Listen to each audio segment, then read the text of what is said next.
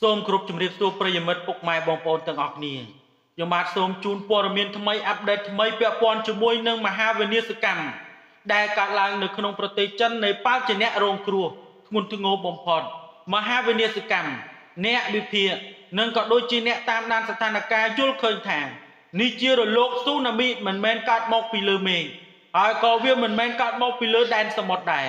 រលកយៈស៊ូណាមីដែលកើតឡើងដោយសារតែការបាក់ទំនប់វារីអគ្គិសនីយ៉ាងណាមិញវាអ្នកតាតម្រង់ត្រង់អ្នកតាកាច់មែនយ៉ាងណាមិញនៃប៉ាល់ជាអ្នករងគ្រោះអ្នកវានោះគឺជាថៃប៉ុន្តែថៃបែរជាមិនបានទទួលនឹងការបាក់បាននៅទំនប់វារីអគ្គិសនីទាល់តែសោកបែរជាទៅបាក់នៅនេប៉ាល់ឯណោះវិញបងប្អូនជាទីគោរពរាប់អានការបាក់នៅចិននេប៉ាល់ជាអ្នករងគ្រោះចំណែកឯថៃវិញបើជាបុគ្គលដែលវាចរហូតប៉ុន្តែអ្នកតាតម្រង់រហូតមិនព្រមដាក់ទោសទណ្ឌបាទចំពោះប្រទេសនេះឲ្យឆាប់បាទដូចប្រទេសចិននិងនេប៉ាល់ដែលរងគ្រោះបែបនេះទាល់តែសោះយ៉ាងណាមិញយើងក៏សូមចូលរួមសោកស្ដាយបាទចំពោះបញ្ហាកើតឡើងនៅនេប៉ាល់និងចិនហើយក៏សូមចូលរួមរំលែកទុក្ខផងដែរប៉ុន្តែនៅក្នុងពេលបច្ចុប្បន្ននេះបងប្អូនជាទីគោរពរាប់អានវិនាសកម្មដ៏អាក្រក់មួយនេះវាគឺជាឧបទ្រវហេតុបើកើតឡើងដោយសារតែការបាក់ទំនប់វារីអគ្គិសនីរបស់ចិនប៉ុន្តែទៅសង្កត់បាទចំពោះនេប៉ាល់ហើយរឿងនេះវាកើតឡើងនៅក្បែរជើងភ្នំហេម៉ាឡៃដែលបង្កឲ្យមានការបើកើតឡើងនៃអ្នកស្លាប់នឹងមានចំនួនកាន់តែច្រើនទៅពីព្រោះថាអ្នកដែលបាត់ខ្លួនមានរហូតដល់រាប់ពាន់នាក់និងមិនត្រឹមតែប៉ុណ្ណោះទ្រព្យសម្បត្តិរបស់ប្រជាជននេប៉ាល់និងក៏ដូចជាប្រជាជនម្ខាងទៀតរងនឹងការបំផ្លិចបំផ្លាញខូចខាតយ៉ាងធ្ងន់ធ្ងររហូតមកទល់នឹងពេលបច្ចុប្បន្ននេះចំនួននៃការបាត់បង់ជីវិតក៏មានចំនួនច្រើននិងកើនឡើងជាបន្តបន្ទាប់ពីមួយថ្ងៃទៅមួយថ្ងៃយ៉ាងណាមិញពាក់ព័ន្ធជាមួយនឹងស្ថានភាពដ៏អាក្រក់ចំពោះបញ្ហាមហាវិនាសកម្មអំពីដំណាក់បំណាក់ពួកវាយប្រហារនៅតំបន់ព្រំដែននេប៉ាល់និងចិនបានឆក់យកអាយុជីវិតរបស់មនុស្សជាង400នាក់និងរាប់ពាន់នាក់ទៀតកំពុងតែបាត់ខ្លួនក្តីសង្ឃឹមនិងក៏ដូចជាគួរឲ្យរន្ធត់បំផុតរបស់ពិភពលោកដោយសារតែកម្លាំងនិងឥទ្ធិពលដ៏មហិមានៃគ្រោះធម្មជាតិនេះគឺត្រូវបានអ្នកជំនាញអន្តរជាតិហៅថាស៊ូណាមីធ្លាក់ពីលើមេឃនិងដោយបញ្ចេញទឹកចំនួន20លានម៉ែត្រគូបលាយឡំជាមួយនឹងពួកល្បាតដែលមានកម្ពស់កម្រាស់រហូតដល់ពី100ទៅ200ម៉ែត្រហូរបុកចុះមកយ៉ាងពេញទំហឹងវាយប្រហារនិងភូមិឋានត្រឹមតែមួយពព្រឹកភ្នែកគេហទំព័រកាសែត Daily Mail នឹងបានដកស្រង់សម្ដីរបស់លោកសាស្ត្រាចារ្យបណ្ឌិត Bistol Net Yupiti ដែលអ្នកជំនាញផ្នែកអភូតហេតុភូមិសាស្ត្រនិងអ្នកសិក្សាស្រាវជ្រាវដ៏ល្បីល្បាញម្នាក់របស់ប្រទេសនេប៉ាល់ក៏ធ្លាប់បានបង្ហើបនឹងអំពីការបម្រើការងារនៅសាកលវិទ្យាល័យ Tribhuvan អស់រយៈពេល35ឆ្នាំដែលនិយាយថានេះជាគ្រោះមហន្តរាយដ៏អាក្រក់បំផុតរបស់ប្រទេសនេប៉ាល់និងវាជាស៊ូណាមីធ្លាក់ពីលើមេឃទន្ទឹមនឹងគ្នានេះ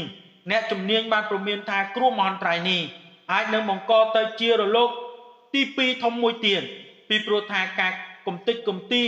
ដ៏សន្ធឹកសន្ធាប់ដែលត្រូវបានហូរច្រោះធ្លាក់មកនិងជាមួយនឹងប្រព័ន្ធទន្លេនៃតំបន់នោះកំពុងកកស្ទះដូច្នេះវាធ្លាយវានឹងបង្កគ្រោះថ្នាក់ដ៏ធំរហូតដល់ខ្លាំងក្លាបន្ថែមទៀតពីព្រោះថាវាមានជម្រៅចាប់ពី100ទៅ200ម៉ែត្រឯណោះយ៉ាងណាមិញអ្នកដែលបានបាត់ខ្លួនកើនឡើងរហូតទៅដល់ជិត2000នាក់នៅក្នុងគ្រោះមហន្តរាយទឹកជំនន់និងក៏ដូចជាបំណាក់ពួតនៅតំបន់ភ្នំហេម៉ាឡៃនេះតួរលេខអ្នកបាត់ខ្លួនកើនឡើងរហូតដល់ជិត2000នាក់នៅក្នុងគ្រោះមហន្តរាយនេះដែលកើតមានឡើងតាមបណ្ដាជួរភ្នំហេម៉ាឡៃរវាងប្រទេសនេប៉ាល់និងតំបន់ទី3របស់ប្រទេសចិនបន្ទាប់ពីបំណាក់ដីភក់ហូរច្រោះចូលមកក្នុងអាងទន្លេនិងបង្កទៅជាជំនន់និងយ៉ាងឆាប់រហ័សនិងមហាប្រឡាយបំផ្លាញភូមិឋានហេដ្ឋារចនាសម្ព័ន្ធនិងស្ពានជាច្រើនកន្លែងតាមការផ្សាយរបស់ Reuters នៅក្នុងថ្ងៃទី27ខែសីហានេះនិងប៉ូលីសរបស់នេប៉ាល់បារម្ភថាចំនួនអ្នកបាត់បង់ជីវិតអាចនឹងកើនមានឡើងរហូតដល់ខ្ទង់ពាន់នាក់ខណៈដែលភាគីចិនបានបញ្ជាក់អំពីការបាត់ខ្លួនមនុស្សរហូតដល់558នាក់នៅក្នុងស្រុកចៃរុងយ៉ាងណាមិញហេតុការណ៍នេះបានកើតមានឡើងតាមការធ្វើដំណើរនឹងទៅលើដងផ្លូវធម្មយាត្រាដ៏ល្បីល្បាញមួយភ្ជាប់ជាមួយនឹងទីក្រុង ឡាហ្សានិងទៅកាន់រដ្ឋធានីកាត់ម៉ាឌូនិងដែលហេតុការណ៍នេះគឺភ្ញៀវទេសចរអ្នកធ្វើព្យួរយាត្រាទៅកាន់ភ្នំកាឡាស់មែនសារូវ័រនិងក៏ដូចជាប្រទេសជាង20ដូចជាឥណ្ឌាអាមេរិកអូស្ត្រាលីអង់គ្លេសកាណាដារងគ្រោះថ្នាក់នឹងការបាត់ខ្លួនមនុស្សជាច្រើនវីដេអូផ្នែកសន្តិសុខនិងសាក្សីនៅកន្លែងកើតហេតុបានបង្ហាញ